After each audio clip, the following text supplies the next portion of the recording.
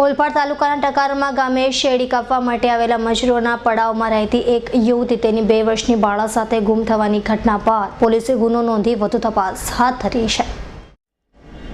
સુરત જિલ્લાના ઓલપાડ તાલુકાના કેમ રોડ પર આવેલ ટકારમા ગામ ટકારમા પાટિયા પાસે સાયન્સ સુગર ફેક્ટરીની શેરડી કાપનાર મજૂરોના પડાવમાં આહવા જિલ્લાના સુબીર વિસ્તારના અને હાલ શેરડી કાપણી માટે રહેતા હતા।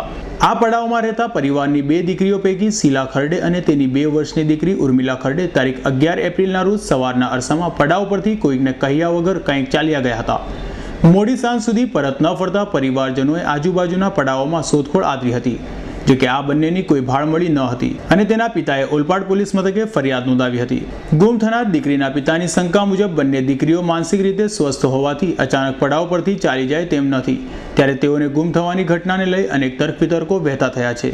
જો કે ઓલપાડ પોલીસે ગુમ થયાની જાણવા જોગ ફરિયાદ નોંધી બંનેની શોધખોળ હાથ ધરી છે અને બંને ગુમ દીકરીઓ કોઈ પણ વ્યક્તિને ધ્યાનમાં આવે તો પોલીસ સ્ટેશનનો સંપર્ક કરવા અપીલ કરાઈ છે। ત્યારે બંને દીકરીઓને શોધવામાં પોલીસ કેટલી સફળ નીવડે છે એ જોવું રહ્યું। નરેશ પટેલનો રિપોર્ટ S9 ન્યૂઝ ઓલપાડ।